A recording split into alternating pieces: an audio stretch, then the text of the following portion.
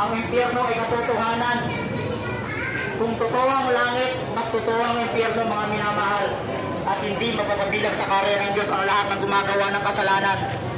Ang lahat ng taong ayaw magsisi at tumalikod sa mga kasalanan. Mga minamahal, kapag hindi po natin tinalikuran ng mga kasalanan, ito ang magdadala sa atin sa impyerno. Mga minamahal, sa impyerno wala nang takas. Araw-gabi walang pahinga, pahirapan ka sa apoy, magpakailanman. Mga minamahal, yun ang pangalan nyo. Maawa kayo sa mga kaluluwa nyo, mga minamahal. Kung totoong mahal nyo, kaluluwa nyo, ang pamilya nyo, ang mga anak nyo, iligtas nyo sila, mga minamahal. Lumapit kayo sa Panginoong Jesucristo.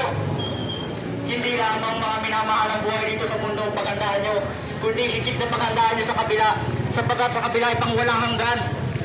Sa pangwalang hanggan, mga minamahal, ang impyerno, wala nang takas, walang tubig, walang pagkain. Ang mga ulo na hindi namamatay, mga minamahal. Mga minamahal, narito kami upang ibahagi sa inyo ang kaligtasan. Tanggapin niyo sa Jesucristo. Sumampalataya kayo sa Kanya. Pagsisihan niyo talikuran ng inyong mga kasalanan, sapagkat siya lamang makakapagligtas sa atin, mga minamahal. Wala nang iba. Walang sino man ang makakapagligtas sa atin kundi sa Jesucristo po. Sa Jesucristo po lamang, mga minamahal.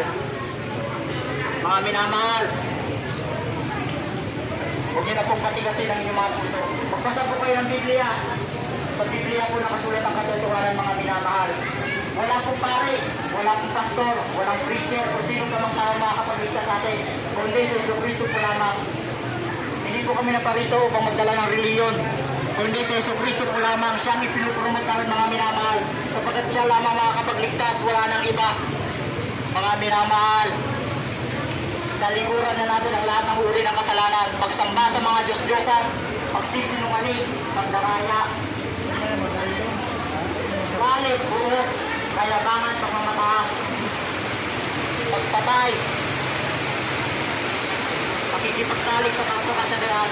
Mga minamahal, talikuran na po natin ang lahat ng ating mga kasalanan.